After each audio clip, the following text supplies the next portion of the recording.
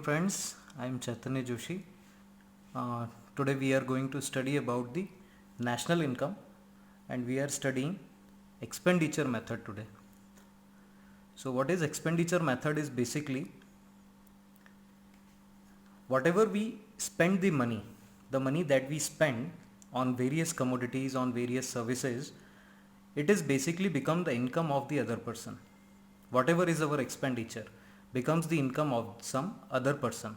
That is, any expenditure by any individual, institution or any organization becomes the income of the any person.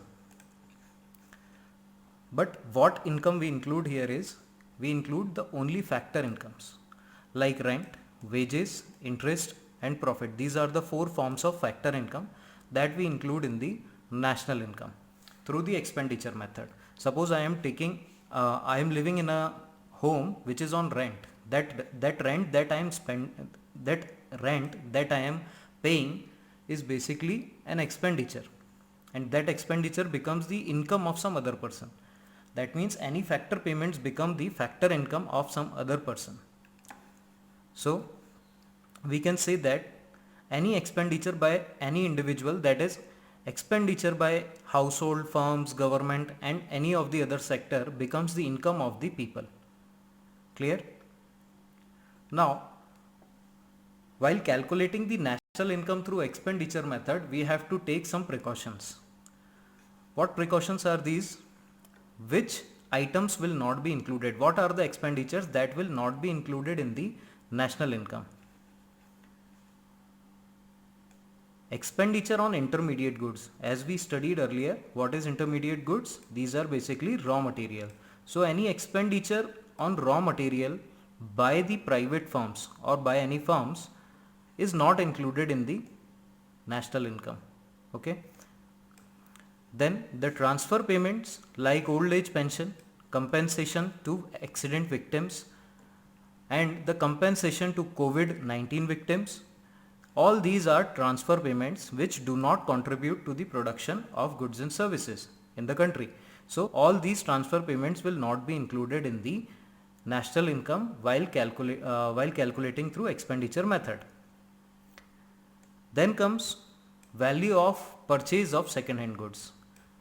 Second hand goods जो होते हैं, इनकी जो value होती है, इसको हम नेशनल इनकम में इंक्लूड नहीं करते हैं, क्योंकि जिस ईयर में ये प्रोड्यूस हुए थे वहाँ पे इसकी जो वैल्यू थी वो इंक्लूड हो चुकी थी नेशनल इनकम में. तो सेकेंड हैंड गुड्स जो होते हैं उनकी वैल्यू को हम इस करंट ईयर में उनकी वैल्यू को हम इंक्लूड नहीं करेंगे. Then comes value of purchase of financial assets. Financial assets का मतलब होता है शेयर्स, बॉन्ड्स, डिवेंचर्स जो कंपनीज इशू करती हैं. इसमें कोई प्रोडक्शन नहीं होता. When company issues the shares, it does not contribute to the production of any goods and services. So it is just a transfer of title from the name of company. It becomes to the name of some person. Share पहले किसी और के नाम पे था, अब वो किसी और के नाम पे हो गया है. तो इसमें कोई प्रोडक्शन नहीं हुआ गुड्स एंड सर्विसेज का, तो इसीलिए उसकी वैल्यू को भी हम नेशनल इनकम में इंक्लूड नहीं करेंगे. So any productive expenditures will be included in the national income. Productive expenditures means which yields to produce goods and services. वो सारे एक्सपेंडिचर्स जिससे कोई प्रोडक्शन हो रहा है गुड्स एंड सर्विसेज का, वो नेशनल इनकम में इंक्लूड होंगे. ठीक है. सो जैसे हमने बात की थी कि सेकेंड हैंड गुड्स जो होते हैं उनकी वैल्यू को हम नेशनल इनकम में इंक्लूड नहीं करते. सेकेंड हैंड गुड्स की वैल्यू को हम नेशनल इनकम में इंक्लूड नहीं करेंगे. लेकिन अगर किसी ने सेकेंड हैंड गुड्स को सेल किया है, जैसे कोई इंस्टीट्यूशन है, कोई ऑर्गेनाइजेशन है या कोई इंडिविजुअल है जिसने सेकेंड हैंड गुड्स को सेल करने में हेल्प की है, यानी कि उसने एक सर्विस क्या की है, जनरेट की है इकोनॉमी में, तो उस पर अगर वो कमीशन लेता है, कोई ब्रोकरेज लेता है, तो उसको हम नेशनल इनकम में इंक्लूड करेंगे, क्योंकि वहाँ पे एक सर्विस प्रोवाइड की जा रही है, सर्विस जनरेट हो रही है, प्रोडक्शन ऑफ सर्विस हो रहा है यहाँ पे. सिमिलरली जो फाइनेंशियल एसेट्स होते हैं, फाइनेंशियल एसेट्स यानी शेयर्स, बॉन्ड्स, डिवेंचर्स, इनकी वैल्यू को हम नेशनल इनकम में इंक्लूड नहीं करते हैं. लेकिन इसको सेल करने में अगर किसी ने हेल्प की है, किसी इंस्टीट्यूशन ने, तो उसने जो सर्विस जनरेट की है उसके लिए उसका कमीशन और ब्रोकरेज जो होगा, that will be included in the national income. Then comes expenditure on own account production. It means production for self consumption. Production for self consumption मतलब जैसे कोई फर्म है, उसने अपने खुद के लिए क्या किया है, प्रोडक्शन किया है. दैट मीन्स अगर उसने कोई production of goods and services किया है, ठीक है ना, तो वो नेशनल इनकम में इंक्लूड होगा क्योंकि उन्होंने प्रोडक्शन खुद के लिए किया है and they will use that goods as a capital goods and capital good is a final good. ये एक एग्जाम्पल हो सकता है.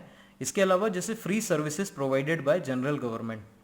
गवर्नमेंट कभी कभी क्या करती है, जो फ्री सर्विसेज प्रोवाइड करती है उसको भी हम यहाँ पे क्या करेंगे, नेशनल इनकम में इंक्लूड करेंगे. यानी कि जैसे फ्री वैक्सीनेशन कैंप्स होते हैं, फ्री मेडिकल कैंप्स जो गवर्नमेंट ऑर्गेनाइज करती है, या कोई प्राइवेट इंस्टीट्यूशंस होते हैं वो ऑर्गेनाइज करते हैं फ्री मेडिकल कैंप्स वगैरह, तो वो सब जो होंगे क्योंकि वहाँ पे एक सर्विस जनरेट हो रही है तो उसको हम नेशनल इनकम में इंक्लूड करेंगे.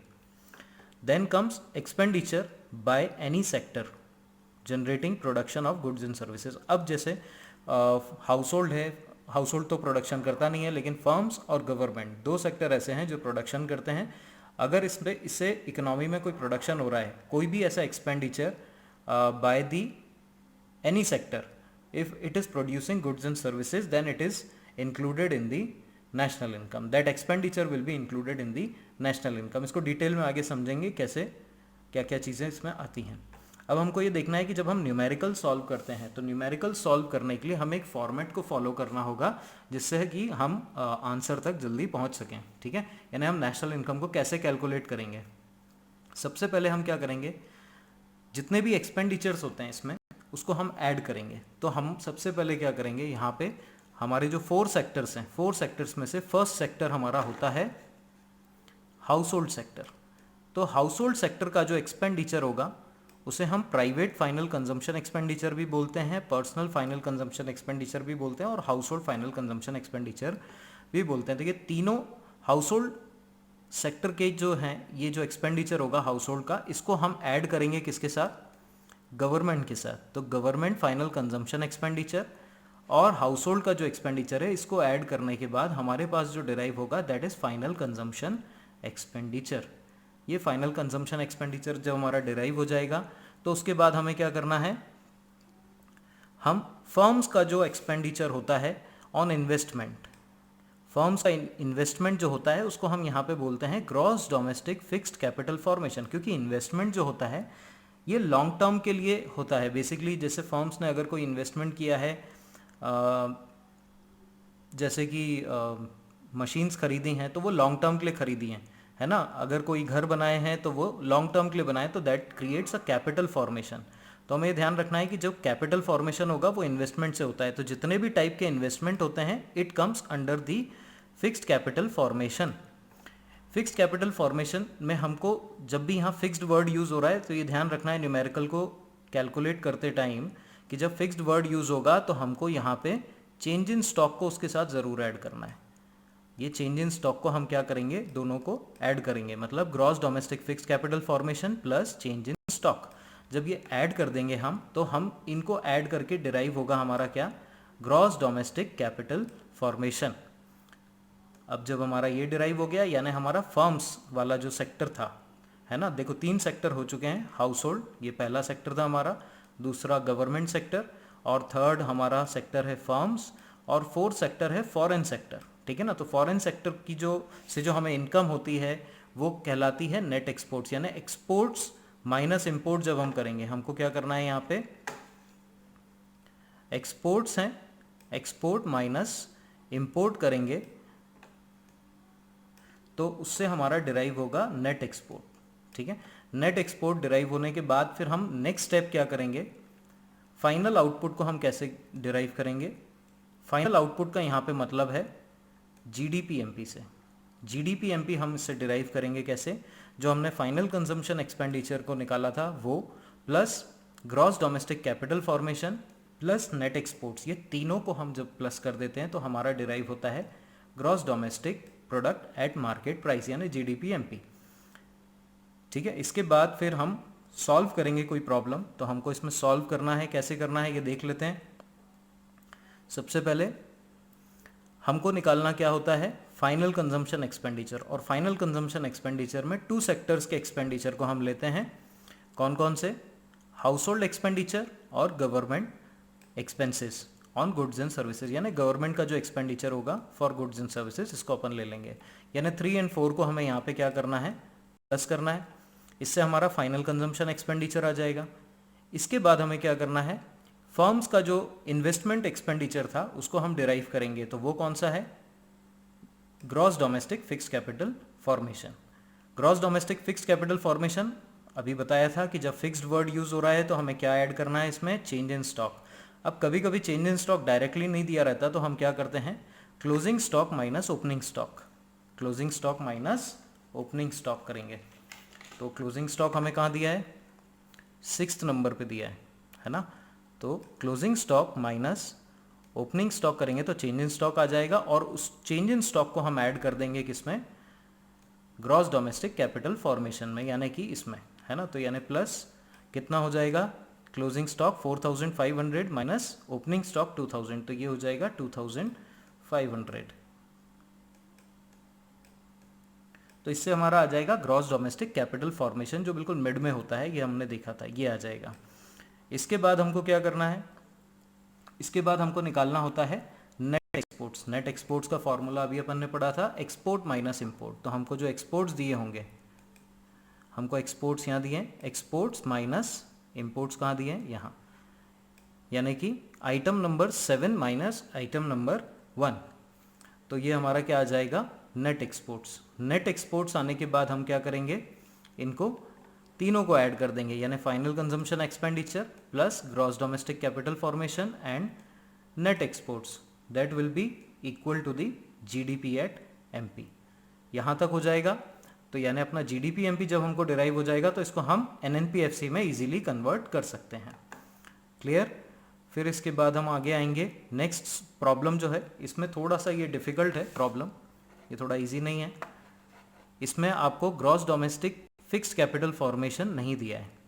इस क्वेश्चन में आपको नेट एक्सपोर्ट्स भी नहीं दिया है, एक्सपोर्ट्स और इंपोर्ट्स भी नहीं दिए हैं, लेकिन हमको यहाँ पे क्या क्या आइटम दिए हैं, नेट इंपोर्ट्स दिया है। तो ये ध्यान रखना है कि जब भी हमें नेट इंपोर्ट्स दिया होगा तो हमें केवल साइन चेंज कर लेना है। जैसे ये प्लस 21,000 दिया है तो इसको हम माइनस 21,000 कर देंगे तो it will become net exports. अब इसमें मैंने बताया था कि जो फिक्स्ड कैपिटल फॉर्मेशन होता है, तो कैपिटल फॉर्मेशन यानी कि इन्वेस्टमेंट जितना फर्म्स कर रही हैं, तो जितने टाइप के इन्वेस्टमेंट होंगे उसको जब हम प्लस कर लेंगे तो हमारा ग्रॉस डोमेस्टिक कैपिटल फॉर्मेशन आ जाएगा। तो यहाँ पे इन्वेस्टमेंट कौन कौन से हैं, नेट बिजनेस इन्वेस्टमेंट, उसके बाद net residential construction investment, then comes net public investment. ये तीनों इन्वेस्टमेंट को जब हम प्लस कर देंगे तो हमें ध्यान रखना है कि इससे क्या आ जाएगा, फिक्स्ड कैपिटल फॉर्मेशन। अब फिक्स्ड कैपिटल फॉर्मेशन जो होता है वो gross domestic fixed capital formation भी होता है और net domestic fixed capital formation भी होता है। तो यहाँ पे जो तीनों में वर्ड यूज हो रहा है वो हो रहा है नेट, नेट एंड नेट, यानी ये सारी चीजें नेट में है। तो इसके लिए हमें क्या करना होगा, जब हम इन तीनों को प्लस करेंगे, यानी कि आइटम नंबर 2, 6 एंड 10, जब हम इनको प्लस करेंगे तो हमारा डिराइव होगा net domestic fixed capital formation. क्या डिराइव होगा, net domestic fixed capital formation, जिसमें हमें नेट टू ग्रॉस कन्वर्ट करने के लिए डेप्रिसिएशन को ऐड करना होगा। डेप्रिसिएशन को ऐड हम कर देंगे तो इससे हमारा डिराइव हो जाएगा gross domestic fixed capital formation. फिर gross domestic fixed capital formation में हमें ऐड करना होगा change in stock. Change in stock add करने के लिए हमको इसमें देखना होगा कहीं चेंज इन स्टॉक दिया है, नहीं दिया है। तो चेंज इन स्टॉक जो है उसका दूसरा नाम होता है, ध्यान रखना है, inventory investment. Inventory investment means change in stock. ठीक है। तो अब हम क्या करेंगे, इन्वेंट्री इन्वेस्टमेंट को भी ऐड करेंगे, डेप्रिसिएशन को भी ऐड करेंगे। ठीक है ना। तो अब ये डेप्रिसिएशन यहाँ कितने साल का दिया है, 17 ईयर्स का दिया है, तो उसको 1 ईयर का हम पहले निकाल लेंगे, यानी कि 85,000 डिवाइडेड बाय 17 ईयर्स, तो हमारा 1 ईयर का डेप्रिसिएशन आ जाएगा। तो अब हमको क्या क्या चीज़ें प्लस करनी है ग्रॉस डोमेस्टिक कैपिटल फॉर्मेशन निकालने के लिए, item number 2, 6, 10 and then to add item number 5, whatever the value we will get, we will add it and then the inventory investment. ये सारी वैल्यूज़ को ऐड करके हमारा जो डिराइव होगा वो होगा ग्रॉस डोमेस्टिक कैपिटल फॉर्मेशन। उसके बाद हम निकालेंगे नेट एक्सपोर्ट्स। नेट एक्सपोर्ट्स तो हमें दिया नहीं है, लेकिन हमें क्या दिया है, नेट इंपोर्ट्स दिया है। तो नेट इंपोर्ट्स जब भी दिया होगा तो हमें क्या करना है, साइन चेंज कर लेना है, अभी बताया था मैंने। और फिर हम सारी वैल्यूज़ को ऐड कर देंगे। तो देखो, पर्सनल फाइनल कंजम्पशन एक्सपेंडिचर और गवर्नमेंट फाइनल कंजम्पशन एक्सपेंडिचर, इन दोनों को ऐड करके आएगा हमारा final consumption expenditure. Gross domestic capital formation हम निकाल चुके हैं, और नेट एक्सपोर्ट्स की जगह हमने नेट इंपोर्ट्स दिया था, तो उसकी वैल्यू को उसका साइन चेंज कर देंगे तो हमारा डिराइव हो जाएगा नेट एक्सपोर्ट्स। ठीक है, और इन सारी वैल्यूज़ को जब हम प्लस करेंगे तो हमारा डिराइव होगा जीडीपी एट एमपी। ध्यान रहे, यहाँ पे एक्सपेंडिचर मेथड से क्या डिराइव होता है, GDP at MP. GDP at MP derive होने के बाद हम क्या करेंगे, उसको एनएनपी एट एफसी में कन्वर्ट करेंगे। ठीक है, तो ये हमारा आंसर यहाँ पे डिराइव हो जाएगा एनएनपी एट एफसी। ठीक है, अब इसके बाद एक चीज़ और आप लोग को बताना है कि अभी कुछ लास्ट ईयर से थोड़ा सा डिफ़िकल्ट क्वेश्चंस आने लगे हैं, यानी कि थोड़ा सा ज़्यादा डीपली पूछने लगे हैं। तो ये भी ध्यान रखना है कि कभी कभी government final consumption expenditure question में हमें नहीं दिया होगा। तो अगर क्वेश्चन में हमें नहीं दिया होगा तो गवर्नमेंट फाइनल कंजम्पशन एक्सपेंडिचर के कंपोनेंट्स दिए होंगे। तो कंपोनेंट्स के नाम क्या क्या होते हैं उनको हमें ध्यान देना है। Intermediate goods by the government जो इंटरमीडिएट गुड्स पे जो एक्सपेंडिचर करती है वो, plus compensation of employees paid by the government, direct purchases from abroad for embassies and consulates located abroad, यानी कि जो इंडियन गवर्नमेंट के जो एम्बेसीज जो फॉरेन कंट्री में एस्टेब्लिश्ड हैं उनमें जो अर्निंग उनका जो एक्सपेंडिचर हो रहा है वो यहाँ का गवर्नमेंट फाइनल कंजम्पशन एक्सपेंडिचर का पार्ट है। फिर कोई सोशल सर्विसेज अगर गवर्नमेंट दे रही है, उसके लिए कोई गुड्स एंड सर्विसेज प्रोड्यूस करके उनको सेल कर रही है, तो वो भी गवर्नमेंट का एक एक्सपेंडिचर है। तो इस तरह से ये 4 कंपोनेंट्स होते हैं जिससे डिराइव होता है गवर्नमेंट फाइनल कंजम्पशन एक्सपेंडिचर। ठीक है, this is sufficient for today and I think we have completed the government final consumption expenditure. अगर कोई डाउट्स हों तो आप लोग मेरे को मैसेज कर सकते हैं या कॉल करके भी पूछ सकते हैं। Thank you.